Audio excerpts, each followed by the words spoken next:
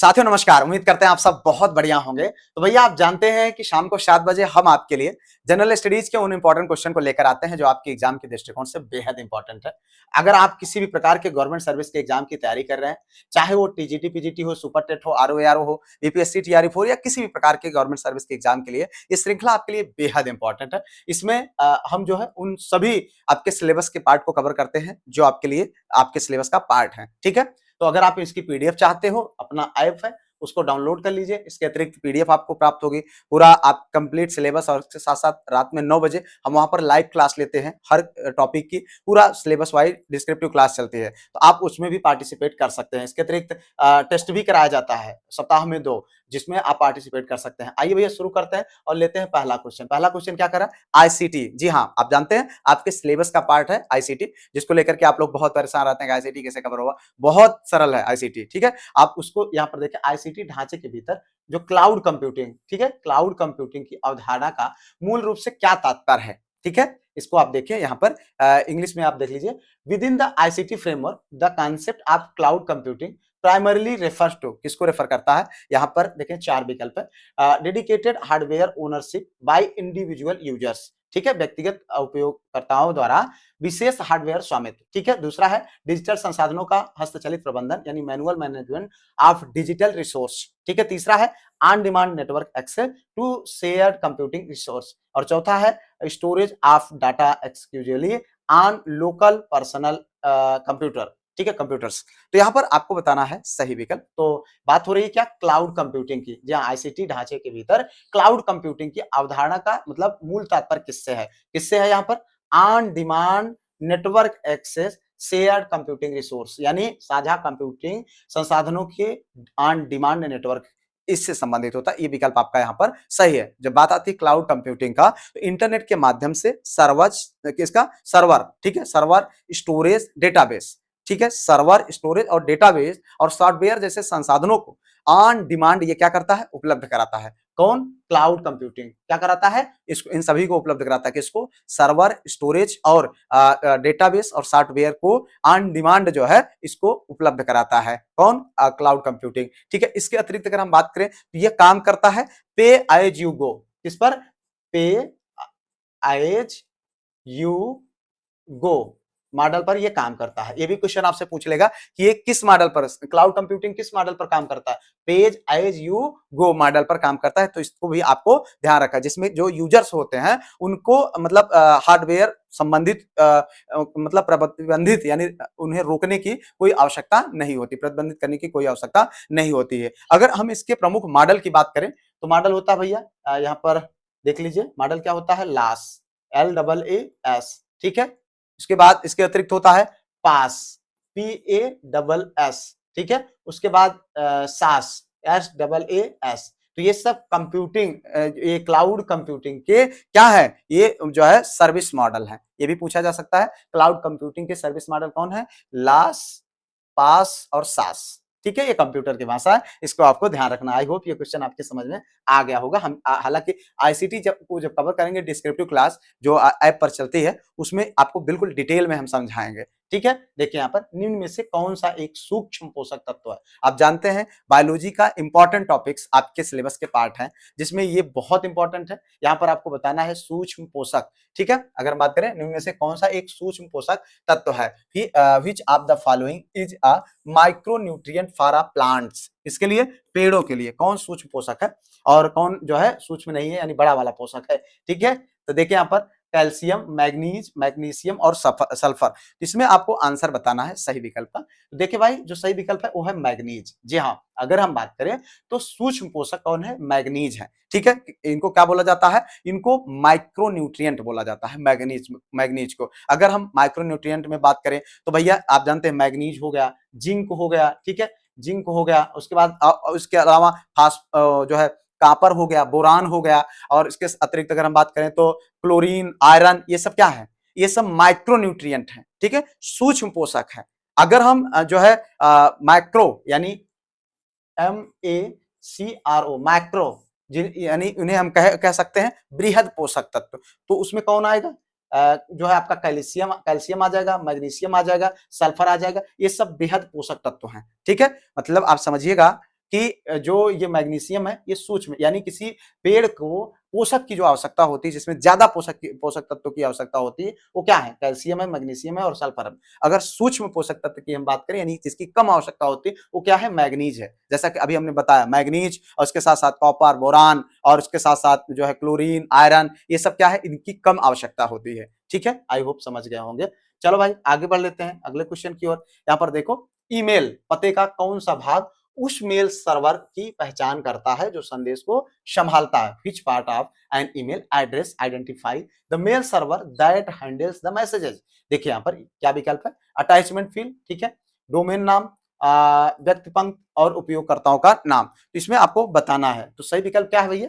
Domain name. क्या है सही विकल्प? Domain name. कमेंट करते रहें और हाँ भाई वीडियो को लाइक, चैनल सब्सक्राइब करके अपने दोस्तों में जरूर शेयर करें और रात के 9 बजे की जो क्लास होती है आप उसमें जरूर पार्टिसिपेट करें ऐप में। ठीक है, चलो यहाँ पर अगर हम देखें तो यह है भैया डोमेन नेम आपका। इसमें ईमेल पते का कौन सा भाग यानी डोमेन नेम होता है उस मेल सर्वर की पहचान करता है। जैसे आप जानते हैं कि जैसे मान लीजिए कोई ईमेल आईडी है, मान लेते हैं जो है ईमेल आईडी कोई है जैसे अमन, ठीक है, अमन @ ठीक है gmail.com, जो ये होता है ये gmail.com होता है, यही क्या है आपका? डोमेन नेम है। ठीक है, और बाकी ये अमन क्या है? ये यूजर आईडी है, मतलब यूजर का नेम है।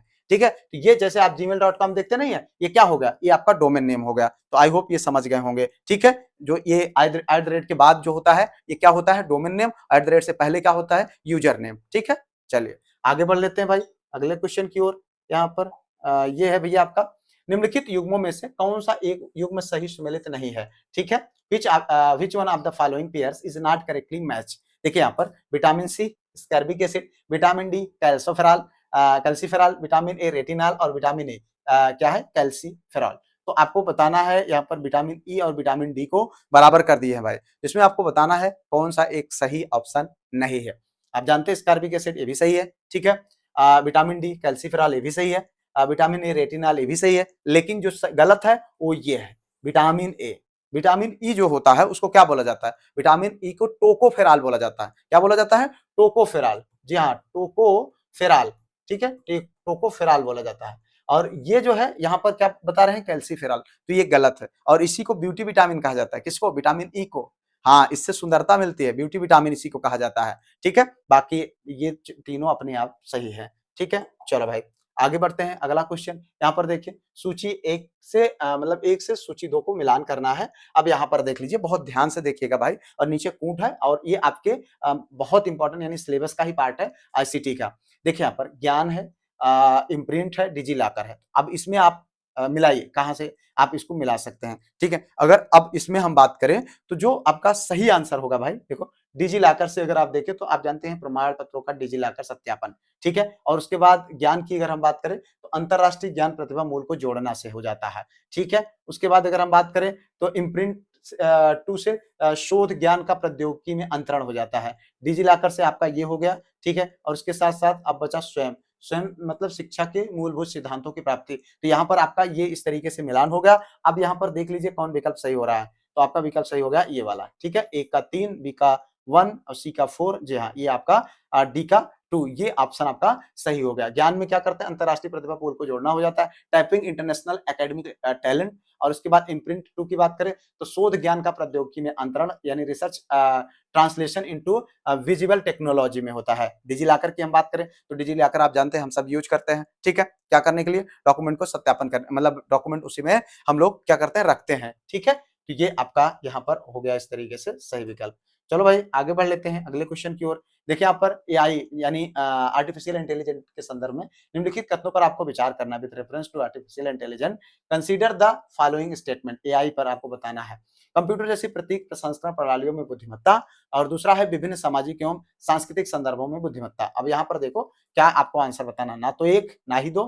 ठीक है, ना तो 1 ना ही 2, और बी में 1 2 दोनों, और सी में केवल 2, और डी में केवल 1। तो इसमें जो सही विकल्प है आप जानते हैं यही वाला होगा। ये वाला नहीं होता है क्योंकि सामाजिक और सांस्कृतिक संदर्भ आप जानते हैं कि कंप्यूटर में नहीं विकसित किया जा सकता। उसमें कंप्यूटर जैसी प्रतीक प्रसंस्करण प्रणालियों में बुद्धिमत्ता दिया जाता है एआई में। वो नहीं है कि भैया वो रिश्तेदारी चला जाएगा मौसी पैर छूने। ठीक है, ये नहीं जाएगा। ये जो है इसको जितना इंटरेक्ट करोगे आप उतना ही करेगा और उसी के हिसाब से करेगा जो इसके लेवल का होगा। ठीक है, तो आप इसको इतना समझते रहिए भैया, इसमें जो है यही आपका सही होगा, तो इसलिए कौन हो जाएगा ऑप्शन डी ऑप्शन आपका सही हो गया भैया। ठीक है, आई होप ये आपको समझ में आ गया होगा। चलो भाई आगे बढ़ लेते हैं अगले क्वेश्चन की ओर। भारत में उड़ीसा में जो काला हांडी है, निम्नलिखित में से किस खनिज के उत्पादन के लिए जाना जाता है? क्या? काला हांडी। ठीक है, Kala Handi in Odisha is renowned for the production of which minerals. किसके लिए जाना जाता है भाई बताओ? यूरेनियम के लिए, अभ्रक के लिए, तांबा के लिए, बॉक्साइट के लिए? किसके लिए होता है? बॉक्साइट के लिए। जी हाँ, फटाफट आंसर करते रहिए भैया, हम इसलिए थोड़ा सा स्पीड रखते हैं कि आपका कम समय में ही मैक्सिमम क्वेश्चन हम जो है अटेम्प्ट कर सके, क्योंकि आप सबकी ये डिमांड रहती है कि सर समय थोड़ा कम होना चाहिए, तो हम उसका विशेष ध्यान देते हैं। इसलिए मैं आप सभी को सुझाव दूंगा कि स्पीड थोड़ा आप बढ़ा लिया करें, 1.25 पर कर लिए स्पीड या 1.50 पर कर लें, जो जैसे कंफर्टेबल हो उस हिसाब से कर लीजिएगा। हम तो प्रयास कर ही रहे हैं कि जितना जल्दी हो सके उतना जल्दी हम आपको दें यहाँ पर। ठीक है, उड़ीसा का जो कालाहांडी जिला है, जो बॉक्साइट के लिए क्या है, बॉक्साइट खनन के लिए सबसे ज्यादा फेमस है। भारत में कुल बॉक्साइट उत्पादन एवं भंडारण में उड़ीसा जो राज्य है वो पहले स्थान पर है, उड़ीसा सबसे ऊपर है। कभी भी एक क्वेश्चन बनता है तो आपसे पूछा जा सकता है कि बॉक्साइट में जो पहले नंबर पर यानी सबसे अग्रणी राज्य भारत का कौन सा है, तो उड़ीसा है, और उसका कालाहांडी जिला है वो सबसे आगे है। और ये बॉक्साइट बाक्सा कालाहांडी, इसको आप इस तरीके से कोरिलेट करके याद कर लीजिए मेरे भाई। ठीक है, चलो आई होप आपको ये चीज समझ में आ रही होगी। अब देखो यहाँ पर आपसे पूछ रहा है इंटरनेट पर डेटा के विश्वसनीय अंत से अंत संचरण के लिए त्रुटि जांच और पुनः प्रेषण सुनिश्चित करने वाला प्रमुख प्रोटोकॉल कौन सा है? ठीक है, which major protocol ensure error checking and जो है retransmission for reliable end to end data transmission over the internet. देखो अब आपके ये इंटरनेट का क्वेश्चन है, इसी तरीके से आपसे कंफ्यूज करके आपसे पूछेगा। ठीक है, तो यहाँ पर आपको इसके आंसर पता होने चाहिए। अगर हम बात करें चार विकल्प में, टीसीपी, ठीक है, एचटीटीपी और एफटीआर और आईपी, तो इसमें जो सही विकल्प है मित्र वो है आपका टीसीपी। क्या है? टीसीपी। जी हाँ, अगर हम बात करें टीसीपी का तो ट्रांसमिशन कंट्रोल प्रोटोकॉल।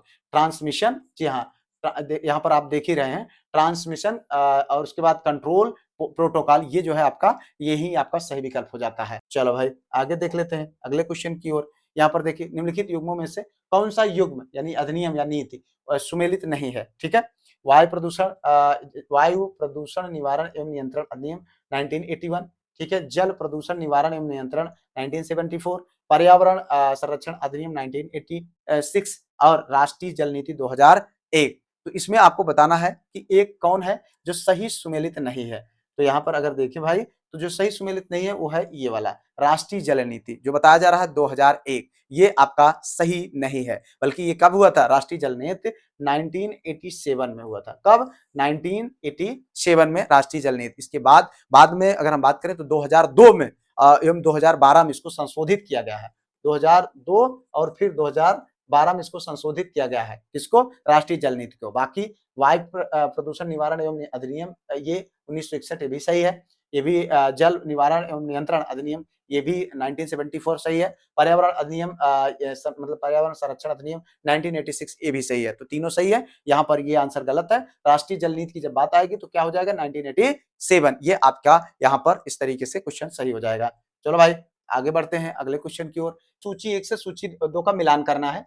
यहाँ पर देखिए अनुप्रयोग यानी एप्लीकेशन है और यहाँ पर कम्युनिकेशन टाइप है। तो आपको बताना है संचार का प्रकार यानी किसमें कौन सा संचार, जैसे साक्षात्कार है तो उसमें कौन सा संचार प्रकार लगेगा। ठीक है, बहुत इंपॉर्टेंट क्वेश्चन है, इसको ध्यान रखना मेरे भाई। ठीक है, ऐसे ही पूछेगा आपसे और आप गलती कर जाएंगे, इसलिए यहाँ पर इसको समझते जाइएगा। हालांकि जब हम पढ़ाएंगे ये सब कुछ सूचना प्रौद्योगिकी, आईसीटी, कंप्यूटर, ये सारा कुछ आपके सिलेबस के जो पार्ट है बिल्कुल डिटेल में पढ़ाएंगे, लेकिन अभी के लिए आप इसको देखिए। यहाँ पर अगर हम बात करें तो साक्षात्कार की, तो साक्षात्कार में अंतरवैयक्तिक संचार होता है। क्या होता है? अंतरवैयक्तिक संचार होता है। और समाचार पत्र में क्या होता है? जन संचार होता है। ध्यान समझना, अंतरव्यक्ति माने दो व्यक्तियों के बीच वार्तालाप होती है, एक दूसरे को जज करने का प्रयास करता है, यानी इंटरव्यूअर सामने वाले को जज करने का, यानी अंतरवैयक्तिक संचार होता है। ठीक है, अब बात करें समाचार पत्र का, तो इससे जन संचार, कोई सूचना है जन लोगों तक पहुंचाना है, ये किससे होता है? समाचार पत्र से। ठीक है, अब जो है क्लास की बात करें तो क्या होता है? सामूहिक संचार, यानी कक्षा में 10-20 बच्चे, 50 बच्चे, 100 बच्चे बैठे हैं,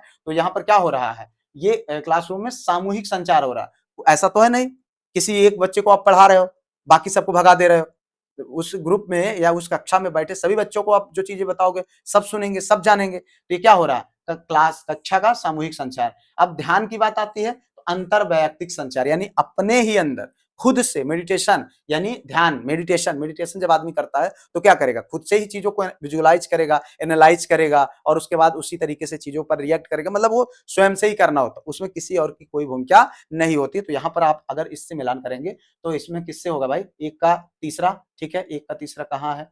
पहले का तीसरा ये इसमें है, ठीक है, इसमें है। तो यहाँ पर दूसरे का ये, यानी यही आंसर आपका सही हो गया, मिल रहा है बिल्कुल, ठीक है। तो ये आपका कौन सा ऑप्शन सही हुआ? डी आंसर आपका सही हो गया। चलो भाई आगे बढ़ लेते हैं। अगला क्वेश्चन, मालवा के संस्थापक एवं शासक हुसैन घुरी को किसने दिलावर खान की उपाधि दी? ठीक है, नसीरुद्दीन मोहम्मद शाह, फिरोज तुगलक, सुल्तान मुजफ्फर शाह, मोहम्मद शाह। तो आपको बताना भैया चार विकल्पों में से सही आंसर, क्योंकि ये आपके मेडुअल हिस्ट्री का बहुत इंपॉर्टेंट क्वेश्चन है, ठीक है। तो यहाँ पर देखिए जो क्या क्वेश्चन पूछ रहा है, मालवा के संस्थापक एवं शासक क्या नाम था उसका? हुसैन घुरी को दिलावर खान की उपाधि किसने दिया था? तो किसने दिया था? नसीरुद्दीन मोहम्मद साहब ने दिया था। किसने? नसीरुद्दीन मोहम्मद शाह ने, ठीक है।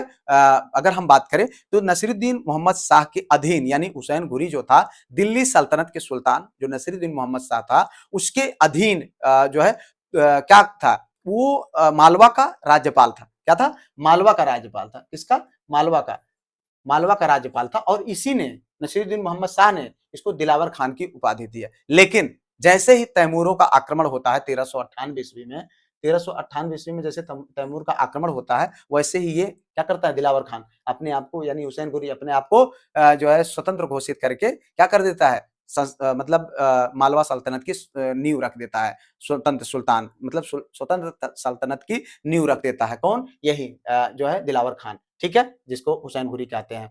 आगे बढ़ते हैं भाई, अगला क्वेश्चन यहाँ पर देखिए, निम्न में से कौन शाहजहां के शासनकाल में राजकवि था? Who among the following was the court poet?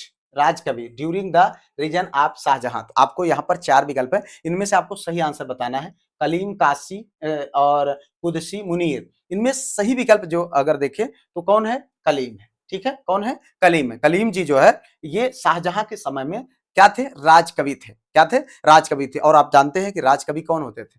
जो मतलब एक अच्छे कवि कविता करते थे और राजा को खुश रखते थे, राजा की प्रशंसा में कविताएं लिखते थे, सम्राटों की प्रशंसाएं में कविताएं लिखते थे, वो राजकवि हुआ करते थे उस समय। हालांकि अलग अलग प्रकार, अलग अलग सम्राटों के समय में अलग अलग कवि हुआ करते थे। निम्नलिखित में से देखिए यहाँ पर, निम्नलिखित में से कौन मुस्लिम नेता थे जो एनी बेसेंट द्वारा स्थापित होम रूल लीग में सम्मिलित हुए थे? तो आप यहाँ पर देखें, आप जानते हैं हमारे देश को आजाद करने के लिए तमाम तरीके की जो है मतलब व्यवस्थाएं अपनाया गया था समय समय पर। अब यहाँ पर आपको बता, आप जानते हैं होम रूल लीग ये एक बहुत ही महत्वपूर्ण एक तरीके से आंदोलन ही कह सकते हैं, जिसमें होम होम मतलब गृह, होम रूल यानी घर का, यानी जैसे भारत देश है तो भारत का स्वयं का शासन हो, अंग्रेजों से आजाद होने के लिए ये चलाया गया था होम रूल लीग। और किसके द्वारा चलाया गया था? 1916 में, 1916 में एनी बेसेंट के द्वारा ये संचालित किया जा रहा था। और इसमें मोहम्मद अली जिन्ना जी, ये आपका जो सही विकल्प है ये है मोहम्मद अली जिन्ना, ये शामिल हुए थे। आप जानते हैं इन्होंने जो है जो होम रूल संचालित किया था वो कहाँ किया था? मद्रास में। कहाँ किया था? मद्रास में इन्होंने होम रूल लीग की स्थापना किया था। किसने? एनी बेसेंट ने। किसने? एनी बेसेंट ने मद्रास में होम रूल लीग की स्थापना 1916 में किया था। और इन्हीं के पैरेलल में बेलगांव में कौन जो है बाल गंगाधर तिलक साहब ने होम रूल लीग की स्थापना किया था, ठीक है, वो भी 1916 ईस्वी में बेलगाम में, ठीक है, ध्यान समझना मेरे भाई। बेलगाम में बाल गंगाधर तिलक और एनी बेसेंट कहां पर? मद्रास में होम रूल लीग की स्थापना 1916 ईस्वी में की। और होम रूल लीग स्थापना होती है और इसमें इन्हीं के साथ में जुड़ते हैं कौन? मोहम्मद अली जिन्ना जी, ठीक है। और इसके साथ साथ जब इसी होम रूल लीग की वजह से बाल गंगाधर तिलक साहब को लोकमान्य की उपाधि दी गई थी। क्या दी गई थी? लोकमान्य की उपाधि इसी जो है आंदोलन की वजह से इनको दिया गया था। तो ये भी आपको यहाँ पर इस क्वेश्चन को ध्यान रखें। आगे बढ़ते हैं, अगला क्वेश्चन निम्नलिखित में से 15 अगस्त 1947 को भारतीय राष्ट्रीय कांग्रेस के अध्यक्ष कौन थे? ठीक है, आप जानते हैं ये क्वेश्चन कई बार आपसे पूछा जा चुका है। तो यहाँ पर देखें, जवाहरलाल नेहरू, जो है राजेंद्र प्रसाद, जेबी कृपलानी और अबुल कलाम आजाद।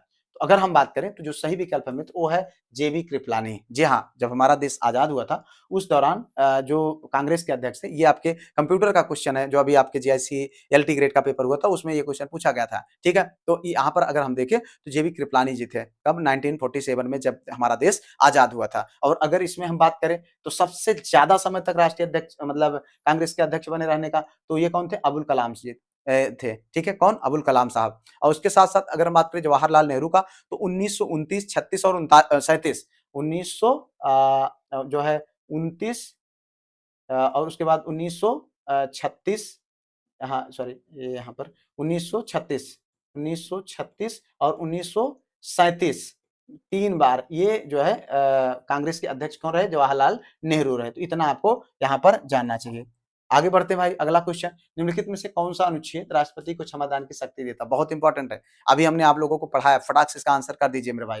देखिए यहाँ पर अनुच्छेद 72, 74, 78 और 80, तो इसमें क्या सही विकल्प है, 72। जी हाँ 72, अनुच्छेद 72 राष्ट्रपति को पावर देता है कि वो किसी भी व्यक्ति को अगर उसके मतलब उसको क्षमा कर सकता है, ठीक है, या उसके जो सजा मिली हुई है उसको कम कर सकता है या बिल्कुल खत्म कर सकता है। राष्ट्रपति को इतना पावर होता है, ठीक है।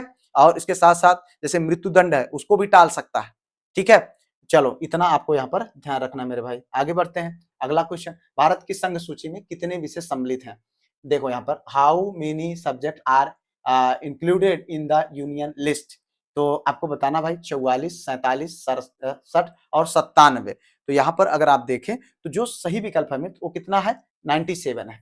क्या है, 97। जी हाँ, भारत की संघ सूची में कितने विषय सम्मिलित हैं, तो कितने हैं जो है अगर हम बात करें तो मूल रूप से 97 है। क्या पूछा जा रहा है, भारत की संघ सूची में कितने विषय सम्मिलित है, कितना, मूल रूप से 97 है। हालांकि अब ये बढ़ गया है, कितना हो गया है अभी जो है अब वर्तमान समय में 100 हो गया है, ठीक है। लेकिन उस समय जब हमारा संविधान बना था तो मूल रूप ही पूछा जाता है ज्यादातर, तो ये कब कितना था, 97 था। किसका, संघ सूची में विषयों की संख्या, अभी हमने इसको आप लोगों को पढ़ाया था, कितनी संख्या है, 97 है, ठीक है। 7वीं अनुसूची में संघ सूची, राज्य सूची और जो है समवर्ती सूची, 3 सूचियां दी गई है। और इन तीनों सूची में क्या है, संघ सूची में 97 विषय है और उसके साथ साथ राज्य सूची में हम बात करें तो कितने विषय हैं, 66 विषय हैं। कितने, 66 विषय, ठीक है। कब मतलब उस समय, और वर्तमान में अगर हम बात करें तो 61 बचा हुआ है। कितना, राज्य सूची में 61 बचा हुआ है। इसी तरीके से समवर्ती सूची की हम बात करें तो समवर्ती सूची में भैया 47 थे उस समय, और अभी की बात करें तो भैया 52 है, ठीक है, इसमें शामिल हो गए, बढ़ गया ये। तो इतना कुल मिलाकर के आपको यहाँ पर जानने की जरूरत है। आगे बढ़ लेते हैं भाई, अगला क्वेश्चन यहाँ पर, भारत के राष्ट्रपति को किस आधार पर महाभियोग की प्रक्रिया द्वारा उसके पद से हटाया जा सकता है? On which ground can the president of India be removed from office through जो है इम्पीचमेंट? तो यहाँ पर आप देखिए सही विकल्प असमर्थता, सिद्ध कदाचार, संविधान के उल्लंघन या उपयुक्त सभी। हो सकता है कि आप खटाक से आंसर उपयुक्त सभी में मार दें, लेकिन ये गलत है, ठीक है। क्या होता है यहाँ पर, संविधान के उल्लंघन पर। जी हाँ, अगर हम बात करें तो भारत के संविधान में जो है जो राष्ट्रपति है उस पर महाभियोग लगा करके उसको हटाने की प्रक्रिया का वर्णन किया गया है। और अगर हम बात करें अनुच्छेद 61 के अंतर्गत, ऐसा कब कैसे हो सकता है, अनुच्छेद जी अनुच्छेद 61 के अंतर्गत ये जो है राष्ट्रपति को महाभियोग लगा करके हटाया जा सकता है। उसके लिए 14 सदस्य मतलब क्या करना होता है, सदन के 1/4 सदस्यों का हस्ताक्षर होना चाहिए और 14 दिन पूर्व जो है अग्रिम सूचना जो है राष्ट्रपति को दिया जाता है कि भैया आपने ये संविधान का उल्लंघन किया है और इस वजह से हम आपको जो है पद से हटाना चाहते हैं, महाभियोग लगा करके हटाना चाहते हैं। तो ये सब कुल मिलाकर के इतना ये सूचना पूर्व देने से पहले 1/4 सदस्य के जितने हमारे सदन के सदस्य होते हैं उनके 1/4 सदस्यों के हस्ताक्षर से ये जो है लेटर सौंपा जाता है महाभियोग का राष्ट्र उसको, और अब ये पारित करना होता है तो मतलब जो संसद के दोनों सदनों द्वारा अलग अलग, ठीक है, अलग अलग 2/3 जो बहुमत से इसको पारित भी होना चाहिए, तब जाकर के महाभियोग सिद्ध होता है और फिर राष्ट्रपति हटा दिया जाता है। इसको आप यहाँ पर इतना ध्यान रखें। चलो भाई आगे बढ़ लेते हैं, निम्नलिखित में से कौन सी अनुसूची पंचायती राज से संबंधित है? ठीक है, तो देखिए यहाँ पर 10वीं, 11वीं, 12वीं, उपयुक्त में से कोई नहीं। तो किससे है भाई, अभी हम लोगों ने देखा था 11वीं से। किससे है, 11वीं से। अगर हम बात करें तो भैया यहाँ पर 11वीं अनुसूची जो है में जिक्र किया गया है किसका, पंचायती राज व्यवस्था से संबंधित। चलो आगे बढ़ते हैं अगले क्वेश्चन की ओर। भारत में कोयले का सर्वाधिक उत्पादन किस राज्य में होता है? देखो ये जो 4 विकल्प है, इन विकल्पों में से आपको सही आंसर बताना है। पश्चिम बंगाल, उड़ीसा, आंध्र प्रदेश और मध्य प्रदेश। तो इसमें अगर हम देखें तो जो सही विकल्प है मित्र वो है क्या आपका, उड़ीसा है। ठीक है, लेकिन वैसे अगर देखा जाए तो सबसे ज्यादा जो कोयले का भंडारण है वो कहां पर है, झारखंड में है। कहां पर है, झारखंड में। ठीक है, झारखंड में है।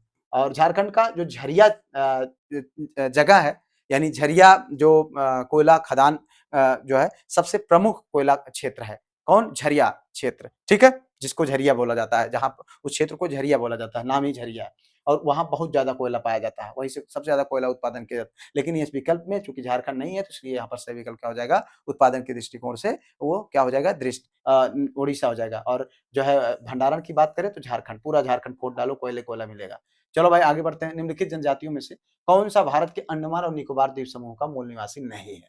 ठीक है, तो आपको बताना हालचू, रंगमा, ओंजे और सोमपेन। तो इसमें जो सही विकल्प है मित्र वो है रंगमा। जी हाँ, अगर हम बात करें तो रंगमा जो जनजाति है वो क्या है, अंडमान निकोबार द्वीप समूह का मूल निवासी नहीं है। बाकी हालचो भी है, ओंजे भी है, सोमपेन भी है। ये तीनों क्या है, ये सब जनजातियां हैं भाई।